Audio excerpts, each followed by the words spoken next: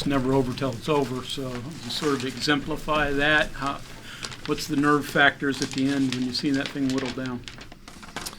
Yeah, we keep it interesting, that's for sure. I was just going to pull out this first half stat sheet. That looks better. I'm going to keep that on top. Yeah, I mean, I thought the first half, I thought we played terrific at both ends of the floor. We got in transition. We were moving the ball. We were playing unselfish, and started off the second half with good possession, get a three, and then just defensively just didn't get back, didn't get our defense put together, and now we allowed them to play in transition, and they were getting to the rim, and now they're getting everything they wanted for a good portion of that second half. But I told the guys that's hard though when you have a big lead like that, and then it dwindles all the way down to almost nothing. To still stay composed enough to find a way to make the plays that you need to. I thought a lot of different guys made some key plays, some winning plays, like off of missed free throws. We got 2 offensive rebounds, massive offensive rebounds. So those are the type of things that said, like, good teams find a way, even when it you give away a big lead like that. Good teams find a way to make sure and come up on top, and we're certainly glad they did that. What do you say to your team in a situation like that? And is it like, do you kind of have to try to help them keep their heads in it, or is that fully on them? What do you see your role, I guess, as in that situation when it comes to the mental side of it?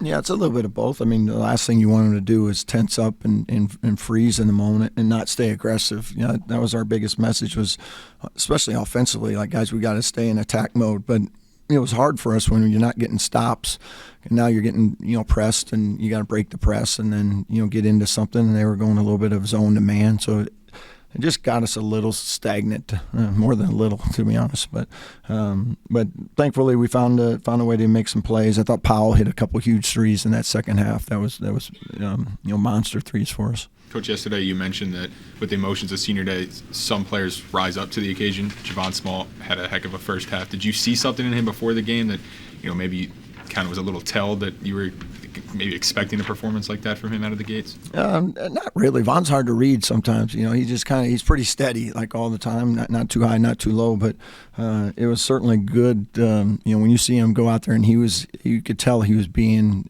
aggressive. Like he was going to do everything he could to kind of get going. And then when he hit a couple, that's always good for us. So. Overall, 25-9 again. Like I said earlier, like, I just hope people really appreciate the season he had, because it was. I've been doing this a long time. There's only 2 or 3 guys that I can probably name that had a season like this. Where he had to do so much as well on top of it. So, incredible season for him. Regular season. Obviously, we still want to play as long as possible, but it was great to see him go out on top. Darian, you mentioned it, but how impressive is it for Jonathan to hit those 2 threes down the stretch? Yeah, it was monster threes for us, and he ends up 5 for 8, and that's exactly what we needed, And he's had, some moments this year where he's been terrific, and then he's had a few stretches of games where he hadn't shot it well. So, what I love about Jonathan is he continues to stay confident in himself, and we stay confident in him, like we've talked about all year. Like, he's put in the work, and you get that next one, go ahead and let it fly, and then he did that tonight. But a couple huge ones in that second half. How big is it going into the Big 12 tournament to have players like that getting hot as well in this time? Yeah, I think for us, offensively, if we can get multiple guys, Powell or Amani or even Joe, to go along with Javon from just a shooting standpoint, and then the other guys kind of playing within that and finding their, occasional open threes or drives or whatever, that opens up our offense dramatically. And I thought you saw that in the first half. That's what we're capable of doing. Now you're up 22 at half because your offense is rolling along. And when the defense and the offense complement each other, that's the type of halves we can have. But the second half was the exact opposite. So let's scrap that plan. The changes in the way charge block has been called this year. Is it a surprise to get 4 charges and 5 trips down? Because a lot of those, it's a spin offense is putting their head down, and you haven't been, not just you, but everybody haven't been getting those calls this year. Right, and I thought they got one at the beginning of it. I think Sincere got called for an offensive charge, so I thought, when you're if you're going to call it, be consistent. I thought they did a good job of that. They called a couple on both ways. So, I thought our guys, did a pretty good job of, doing what they're taught to do. Keep your hands back and keep retreating. And at some point, you wall up. And now if they run you over, it's an offensive foul. How much of a change is that, though, in the way that you had to teach defense and that a lot of people had to coach? Because in the past, a lot more charges called in those situations. Yeah, they certainly don't call as many anymore. Most of those are when you're coming from the weak side. They kind of want you just to go vertical now instead of trying to take the charge. But when you're the primary defender on the ball, you still have an opportunity. Like if you're in position and moving the way you need to, you still have a right to that space. And I thought our guys did a good job of just staying between him and the basket. Coach, you mentioned rebounding earlier. If you look at the stats, obviously rebounding's kind of been a struggle for the Mountaineers this year. But then in that key moment, the missed free throw, and you get a couple of offensive rebounds there. Just how crucial was that moment? I mean, it's a 3-point game at the time. Yeah, 2 big plays. I mean, 16 offensive rebounds for us, and we put a huge emphasis on it in this game. We thought we could go get some, but none any bigger than the 2 off the missed free throws tonight. So, I think we're now 11 or 12-0 when we out-rebound our opponent. So I don't know why we just don't do that more. Seems like a good strategy. So. Taking away my next question. Right. Yeah. I'll tell them tomorrow. Hey, let's do that again. Coach, when a player like Sincere Harris tonight gets kind of heated or frustrated over a foul call and kind of loses their cool and they come to the bench, do you say anything to them in that moment, or do you kind of let them cool off by themselves? What, as a coach, do you do in that moment? I think sometimes it's reading the moment. That wasn't one. I felt like he probably needed to just go to the bench for a little bit and cool off. But it's an emotional game. Sometimes there's a time for it, and sometimes there's not. And in that particular case, he got a little fired up, but what we didn't want to do was create more panic and things. So let him calm down and stuff. And then he came back in and was out there competing again. So stuff happens. It was unfortunate. Hopefully something we learn from, or he learns from that. In that situation, we can't afford, hey, that's another 2 points and then the ball. So, but I respect Sincere's competitiveness every night. So, we'll take the good with the bad sometimes. Darian, Javon mentioned a meeting. I think it was the second meeting that you guys had, and I think it was with the coaches, and how that sticks in his mind. Sort of a get to know each other meeting. Do you think that had something to do with how this team developed and the likes? Yeah, I think as a player, coach, and the stuff you have kind of all year long. You have you're more consumed with basketball and the off season, June and stuff. You get to hang out a little bit, but I know sometimes on senior day you don't get to spend as much time with those guys. They have family and things, so I thought it was really important that I got a chance to tell them how much they meant to us as a coaching staff and me personally, for them believing in us and committing to come here when we didn't have much of a roster put together, and those guys have done a lot for us this season. You wish you had gotten a spot to put Jake in for a minute or two. Yeah, I would have liked to have done that too. At that one point, I thought we were going to be able to do that, but unfortunately, that didn't work out. Darren, everybody in basketball wants to play their best going into the postseason. With the roster that you have, you think you're peaking right, or where are you in that regard? I think our first half is peaking. Okay, we're going to keep working on the second half, but no, I think we're playing pretty good basketball. I mean, it's offensively, which I'm really encouraged about. We hit not a stunning percentage, but hit 12 threes. Probably shot a few too many, 12 for 37. But that's back-to-back games where we've knocked down some shots, and I think that's going to be critical as we go into postseason here. We still got to be able to score, and then defensively we got to be able to put a full 40 together. But sometimes being able to put that full 40 together requires us making shots, so we're not playing in transition all the time. I thought the second half we were in transition, either with turnovers or missed shots on. I felt like about 80% of the possession. So those are the things we got to eliminate if we're going to be good enough defensively to stay in it, and then let our offense come along with it. Coach, obviously the focus doesn't change once you get to Kansas City, but is there any sense of relief at all that you don't have to go into the conference tournament needing to get 1, 2, 3 wins to to keep moving on.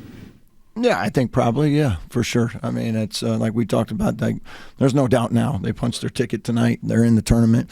Now it's postseason play. Let's go play. Let's go try to win a championship down in Kansas City, and then when that's done, let's go play as long as we can. And that's. But that's exciting for them to know, like, hey, they're going to see their name up there on Selection Sunday, and they deserved it. They've earned it, and they left no doubt tonight. What will that moment feel like for you? First-year guy, Morgantown, first-year guy, the Power Five. What will that?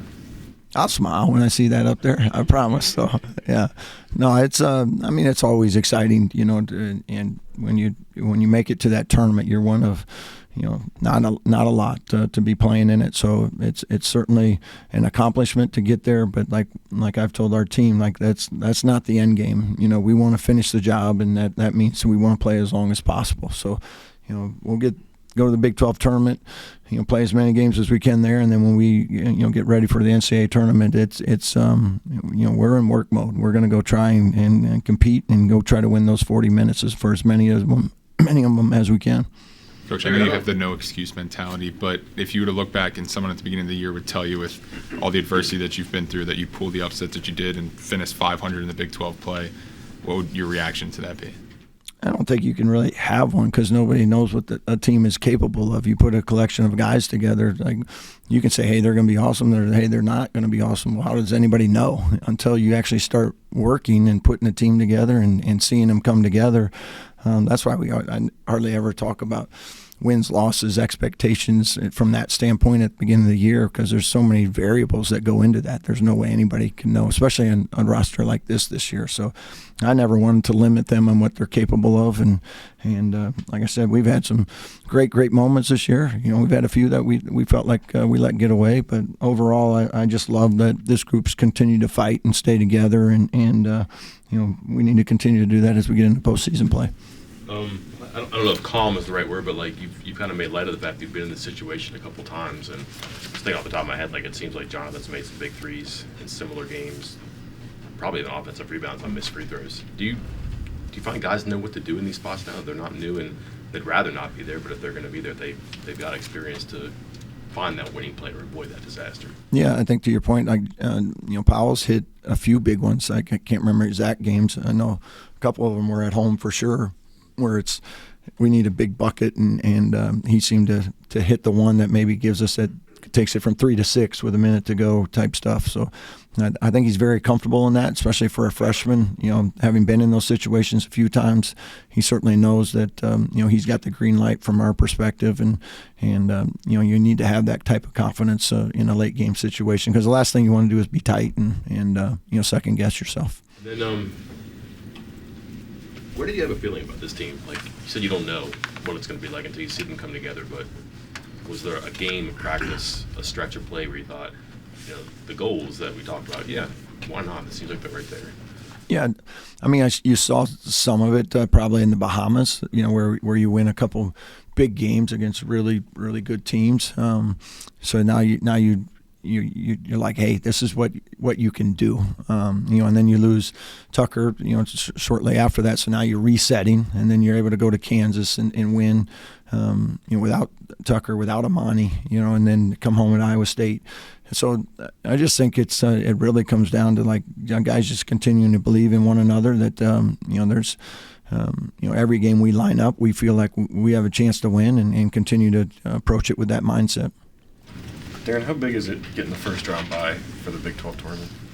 Well, I think it's huge for us. I mean, especially that 20 games is it's a lot, and with our rotations being a little bit shorter, I think getting that extra day, from a timing standpoint is huge. You've got 20 straight games, no off days, no bye weeks, none of that. So for us to get maybe one extra day where we can kind of get regrouped a little bit, let the legs kind of get underneath us, and now get them fresh and ready, to play on Wednesday. And obviously the goal is to play as many days as possible in a row. What's bigger with that day of that off day? Is it rest or is it prep in terms of the bye? Rest, yeah, because we don't really know who we're playing yet. So it's you got two teams that we've played one once and the other one twice. So yeah, I have a pretty good idea of what they're going to do, and we'll go through that again, more on Monday. Tomorrow will be more just kind of get some therapy and things, and watch the tape from tonight, and then let's get ready on Monday to start to prepare for both teams, and we'll do a little bit of each as we head into Wednesday, and then once we find out who we play, then you can shift that focus. Darian, what was the post-game locker room like? The post-game locker room? It was good. I think it probably wasn't as good as it could have been. I think they were pretty disappointed in how that we allowed that lead to slip away. I mean, they were still happy, obviously, but they definitely wanted to play a little differently that second half. But they're excited. They know, hey, we're now we're getting ready for Big 12 play and postseason play, and this is the best time of year. So they'll be ready to go. Is that maybe good for them to get challenged there at the end and with what's ahead of them? I don't know. I would probably prefer we didn't have to do that, but maybe it'll work out that way. So we'll say it was good. Yeah, it was good for them. Yeah, we planned it. Coach, thank you. Thank you all.